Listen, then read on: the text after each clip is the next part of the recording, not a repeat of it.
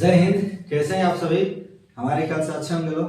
आज हम लोग 11th और 12th के लिए बहुत ही खूबसूरत और लाजवाब टॉपिक को पढ़ेंगे लोग, हाइब्रिडाइजेशन, जो बोर्ड एग्जाम में 2 नंबर या 3 नंबर ऑब्जेक्टिव में हर साल फिक्स रहता है। यह आपको 11th क्लास में भी इम्पोर्टेंट है और 12th के लिए तो इम्पोर्टेंट ही इम्पोर्टेंट है। ठीक है, तो स्टार्ट किया जाता है आज का वीडियो। हाइब्रिडाइजेशन, हाइब्रिडाइजेशन जिसको हिंदी में हम बोलते हैं प्रसंकरण। इंग्लिश में हाइब्रिडाइजेशन और हिंदी में क्या बोलते हैं? प्रसंकरण। इसी को हम लोग संकरण के नाम से भी जानते हैं। अगर हाइब्रिडाइजेशन की बात किया जाता है तो इसको हम कई तरीकों से ज्ञात कर सकते हैं, लेकिन हमें सबसे जो आसान तरीका लगता है वो हम आपके सामने लिख देते हैं। सबसे पहले इसमें लिखना होता है bond pair plus lone pair of electron. इसी फॉर्मूला पे कोई भी क्वेश्चन हो हाइब्रिडाइजेशन का बन सकता है। सबसे पहले हमें देखना है बॉन्ड पेयर और दूसरा क्या देखना है भाई? Lone pair of electron. अब इसमें एलपी ऑफ इलेक्ट्रॉन क्या होता है? एलपी ऑफ इलेक्ट्रॉन आप लोग क्लास में पढ़े भी होंगे लोग कि जब कोई परमाणु जितना भी बॉन्ड बनाता है उसमें बॉन्ड बनाने के बाद से जो इलेक्ट्रॉन उसके पास बच जाता है उस इलेक्ट्रॉन युग्म को हम क्या कहते हैं? Lone pair of electron. माने इलेक्ट्रॉन कभी भी जोड़ा में रहता है तो उसको हम क्या कहते हैं? LP of electron. ठीक है, सबसे पहले देखते हैं एलपी ऑफ इलेक्ट्रॉन का। जैसे मान लीजिए हम यहाँ पे लिख देते हैं NH3। अगर इसमें हमें एलपी ऑफ इलेक्ट्रॉन को देखना है, सबसे पहले हम इसमें केंद्रीय परमाणु की बात करते हैं। केंद्रीय परमाणु कौन होगा? नाइट्रोजन। अब इसमें देखेंगे नाइट्रोजन कितने बॉन्डों का निर्माण करता है? 3 बॉन्ड। तो केंद्रीय परमाणु N है तो N लिख दीजिए, नाइट्रोजन। अब इसमें H है तो H सिंगल बॉन्ड बनाएगा, तो यहाँ पे एक सिंगल बॉन्ड बना लिया, यहाँ पे सिंगल बना और यहाँ पे सिंगल बॉन्ड। आप जानते हैं नाइट्रोजन के पास टोटल वैलेंस इलेक्ट्रॉन यानी संयोजी इलेक्ट्रॉन की संख्या 5 होता है, जिसमें से एक यहाँ पे इलेक्ट्रॉन त्याग दिया है, एक यहाँ पे और एक यहाँ पे शेयरिंग इलेक्ट्रॉन कर दिया है। फिर से एक हाइड्रोजन अपना किया है, ये हाइड्रोजन अपना और ये हाइड्रोजन अपना। ये एक एक इलेक्ट्रॉन का शेयरिंग के फलस्वरूप सिंगल बॉन्ड का निर्माण हुआ है। नाइट्रोजन के पास टोटल वैलेंस इलेक्ट्रॉन 5, जिसमें से शेयर को किया है 3, तो इसके पास बच गया इलेक्ट्रॉन 2 को। अब इसी 2 इलेक्ट्रॉनों को हम बोलते हैं लोग एलपी ऑफ इलेक्ट्रॉन। यानी देखिए नाइट्रोजन के पास जो संयोजी इलेक्ट्रॉन है और उसमें जो आपका इलेक्ट्रॉन को शेयरिंग कर दिया है बॉन्ड बनाने में, और बॉन्ड बनाने के बाद से जो इलेक्ट्रॉन बच रहा है उसको क्या कहते हैं हम? LP of electron. और एलपी लिखते कैसे हैं? तो जब 2 को इलेक्ट्रॉन होगा तो इसको हम मानते हैं 1 एलपी। क्या मानते हैं? 1 एलपी 1 एलपी। माने युग्म माने जोड़े इलेक्ट्रॉन को हम क्या कहते हैं? एलपी मानते हैं। जैसे अगर मान लीजिए 4 गो इलेक्ट्रॉन बच रहा है तो यहाँ पे एलपी की संख्या कई होगा? 2। अगर मान लीजिए 6 गो इलेक्ट्रॉन है तब कई एलपी की संख्या होगा? 3। अगर 8 गो है तो 4। यानी कभी भी जोड़ा में एलपी को हम संख्या को बताते हैं। ठीक है, जोड़े इलेक्ट्रॉन की संख्या को बताते हैं। अब बात करते हैं हाइब्रिडाइजेशन ज्ञात करना है। जैसे मान लीजिए पहला एग्जांपल आपको हम दे देते हैं CH4। एग्जाम में बहुत बार पूछा भी गया है कि CH4 में कार्बन का हाइब्रिडाइजेशन देखिए। कभी भी केंद्रीय परमाणु का ही हम लोग हाइब्रिडाइजेशन ज्ञात करते हैं। ठीक है, कार्बन सबसे पहले देखिए, इसमें ज्यादा आराम से एकदम समझिए। है क्या आपका भाई? Bond pair. तब का है? Lone pair of electron. सबसे पहले देखेंगे कार्बन है, कार्बन के पास में कौन सा एलिमेंट है? H। अब H की संख्या टोटल कोई है? 4, तो बॉन्ड पेयर की जगह पर लिख दिए 4 प्लस।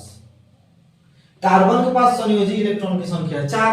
अब जानते हैं कि कार्बन 4 बॉन्ड बनाता है और हाइड्रोजन सिंगल बॉन्ड का, तब कार्बन यहाँ पे चारों संयोजी इलेक्ट्रॉन को एक एक करके हाइड्रोजन के पास दे देगा, तो हाइड्रोजन भी सिंगल बॉन्ड बनेगा। तो 4 को हाइड्रोजन है तो 4 को सिंगल बॉन्ड बनेगा, यानी एक एक इलेक्ट्रॉन का शेयरिंग करेगा।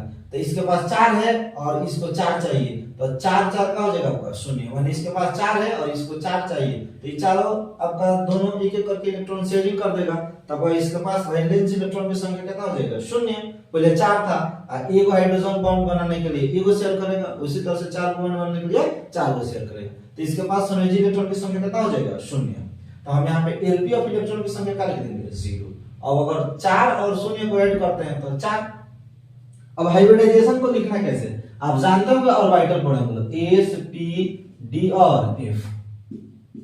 एस में अधिकतम इलेक्ट्रॉन की संख्या 2, पी में 6, डी में 10 और एफ में 14 होता है। अब बात करते हैं हम इसकी हाफ कर देते हैं। क्या करते हैं? हाफ। इसमें हो जाएगा 1, इसमें हो जाएगा 3, इसमें हो जाएगा 5 और इसमें हो जाएगा 7। कभी भी हाइब्रिडाइजेशन हम ऑर्बिटल के हाफ लेकर लिखते हैं, यानी एस की संख्या 1 लेना है, पी की संख्या 3 बार, डी को 5 बार और एफ को 7। अब देखिए यहाँ पे CH4 के लिए टोटल हाइब्रिडाइजेशन का मान कितना है? 4। अब इसके लिए हमें हाइब्रिडाइजेशन लिखना है तो एस कोई बार ले सकते हैं, एस एक बार।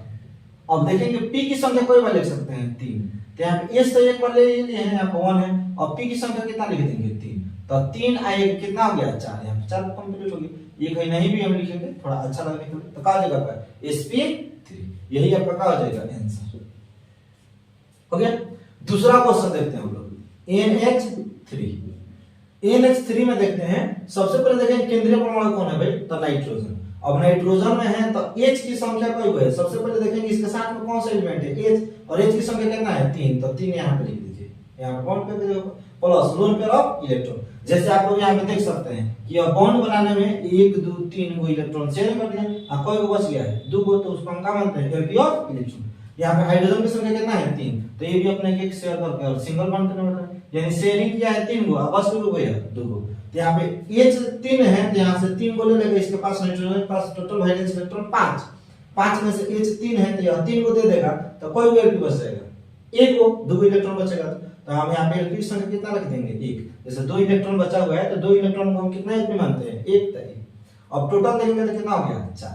अब इसके लिए यानी हाइब्रिडाइजेशन का मान कितना आ गया? 4। और हाइब्रिडाइजेशन लिखने के लिए हम देखिए सबसे पहले क्या लिखेंगे? एस की संख्या कोई बार लिखते हैं 1, तो एस। अब पी की संख्या कोई बार लिख देंगे भाई 3 बार, यही आपका कहा जाएगा। ओके, जैसे मान लीजिए दूसरा क्वेश्चन हम लोग देखते हैं। अगर बात करते हैं XeF2, किसकी बात करते हैं? XeF2। यहाँ पर केंद्रीय परमाणु कौन होगा? Xe। जो अकेले स्थित परमाणु होता है उसको केंद्रीय परमाणु कहते हैं, या जिसके पास बॉन्ड बनने की क्षमता का होता है ज्यादा। अब देखिए Xe के साथ में F कोई है भाई, तो 2, तो हम लिख देंगे 2 प्लस। सबसे पहले जो एलिमेंट आपका साथ यहाँ पे जुड़ा हुआ है उसको लिख देंगे 2। अब Xe के पास टोटल वैलेंस इलेक्ट्रॉन 8, ग्रुप 18 तत्व है। तो अब इसमें देखेंगे F कौन सा बॉन्ड बनाता है? सिंगल। तो A को F सिंगल बनाने के लिए एगो E शेयर करेगा, एगो E शेयर करेगा तो सिंगल बॉन्ड बनेगा। तो 2 गो F है तो 2 गो E शेयर करेगा, 2 गो E, यानी 8 में से कोई को शेयरिंग कर देगा Xe 2 गो, तो कोई को बच गया इसके पास 6, यानी 6 को। अगर यहाँ पे देखें हाइब्रिडेशन ज्ञान करने के तो F की संख्या 2 है, 2 लिख दिए हैं। यहाँ पे टोटल वैलेंस इलेक्ट्रॉन X के पास था 8 में से आपका 2 को यहाँ पे दे देगा तो कोई को बच जाएगा 6। तो 6 को इलेक्ट्रॉन का कोई एलपी होगा 3, जोड़ा देखेंगे तो। अब दोनों को जोड़ दीजिए तो 3 2 5, और 5 का हमें हाइब्रिडाइजेशन ज्ञान करना है, तो कहा जाएगा S P। आप P को कोई बार लिख सकते हैं 3 बार, तो एगो S हो गया, आप P को हो गया 3 गो, तो टोटल कितना हो गया 4। अब एगो SP तो 3 बार लिख सकते हैं ना, 3 बार ले लिए। अब कर लेंगे भाई D, तो D यही आपका कहा जाएगा आंसर, यानी sp3d।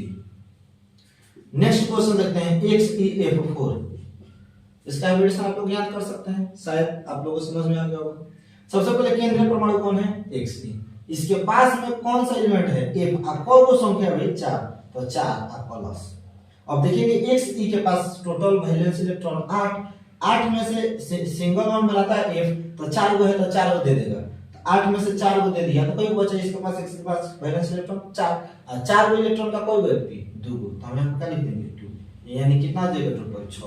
और 6 के लिए हम क्या लिखेंगे? एगो S, अब P की संख्या कोई ले सकते हैं 3, तो 3 और 1 4। अब ले लेंगे D। अब D की संख्या कोई लिख सकते हैं, यहाँ पर हाइब्रिडेशन में A से एक बार लिख दिए तो 1 और P 3 4 हो गया। अब यहाँ पर हम क्या लिख देंगे 2, तो कितना हो जाएगा 6, sp3d2। इसी तरह से आप अगला क्वेश्चन को सोल्व कर सकते हैं XeF6। यह तीनों के तीनों एग्जाम के लिए बहुत इंपॉर्टेंट होता है।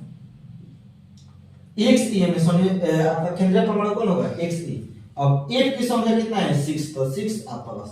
Xe के पास वैलेंस इलेक्ट्रॉन 8 में से हम देखेंगे कोई को F है भाई 6, तो 6 को शेयर कर देगा बॉन्ड बनाने के लिए सिंगल बॉन्ड, तो कोई को बचेगा इसके पास 8 है, 8 में से 6 को दे दिया तो 2 को बचेगा। और 2 को इलेक्ट्रॉन का कोई एलपी होता है 1, तो टोटल कितना हो जाएगा 7। और 7 का हम क्या लिखते हैं? sp3d3। SaO3 होता है, कितना हो गया 4 4 3 7, यही आपका कौन सा हमारे ख्याल से आप लोग हाइब्रिडाइजेशन बना सकते हैं। तो अगले वीडियो में हम लोग देखेंगे लोग चार्ज अगर हो, धन आयन हो या ऋण आयन हो, तो उसका हाइब्रिडाइजेशन कैसे ज्ञात करते हैं। हालांकि इसमें हम आपको क्वेश्चन दे देते हैं बनाने के लिए, उसको बनाइएगा लोग। आगे आप लोग देख लीजिएगा लोग, घर पे प्रयास कीजिएगा क्वेश्चन बनाने के लिए। PH3 PCl3 PCl5 अनेक क्वेश्चन है, इसमें अगर कहीं पे डाउट है तो एक दो और बताते हैं हम। देखिए जैसे मान लीजिए यहाँ पे आपको थोड़ा सा डाउट दिखाई देगा, XeO3 का अगर हाइब्रिडाइजेशन हमें ज्ञात करना है, हमें XeO